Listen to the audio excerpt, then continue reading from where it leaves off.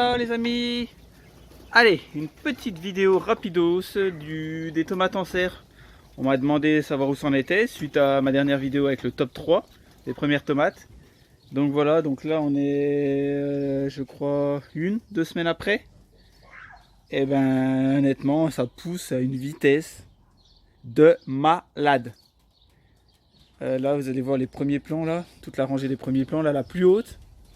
Si je me mets à côté, celle-là, alors je pense que c'est une de mes plus hautes. Je pense qu'elle est facile à 1m50. 1m50, à côté elles sont la même hauteur. Elles sont toutes, allez, à part je crois celle-là, qui est un peu plus petite, et celle-là, pareil, sinon toutes les autres sont à 1 mètre. C'est la folie. Donc voilà, ça pousse de ouf. On constate pareil, sachet d'organza, j'en ai quasi sur tous les pieds. Donc voilà, c'est pour préserver, donc voilà. Les fleurs sont dans les sachets. Hop, je ferme le bout. Et comme ça, il n'y a pas de pollinisateurs qui vont hybrider, qui pollinisent à gauche, qui vont hybrider avec la fleur de droite. Comme ça, la variété, elle reste intacte et je peux la reproduire d'année en année sans modifier je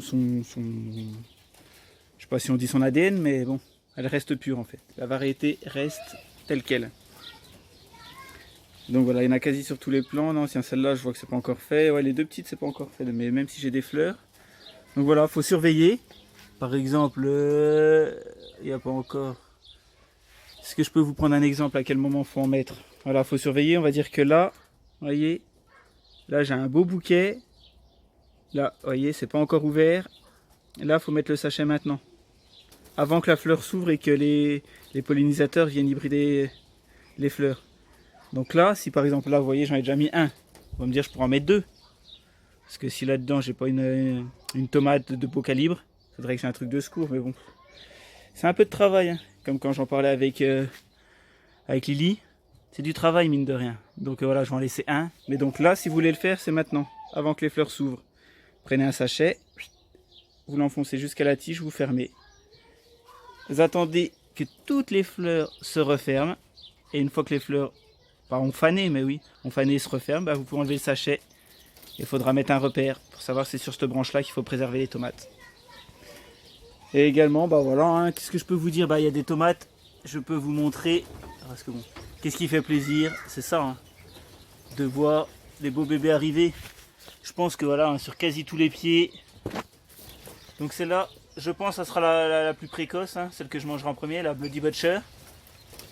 Donc l'année dernière, la plus tôt, c'était le 29 juin. Je pense que cette année, ça devrait aller un peu mieux. Ça devrait aller un peu mieux, un peu plus vite. Parce que ça va à une vitesse de ouf. Allez, regardez, et les beaux bébés. Hein. Donc celle-là, c'était top 1, top 2 dans ma dernière vidéo. Regardez, un beau bébé hein, qui arrive, hein. Ça fait plaisir. Ça, une de mes variétés l'année dernière, que j'ai reproduite, la Bloody Butcher, Jaco et Lily. Là, elle est où? Là, derrière, ma précoce de Toto. Et ben cette année, elle sera pas aussi précoce. Donc c'était celle-là le 29 juin. Le premier bouquet, là-bas j'ai 2 fleurs, mais il n'y a toujours pas de tomates. Donc ça sera pas la précoce de Toto qui sera si précoce que l'année dernière.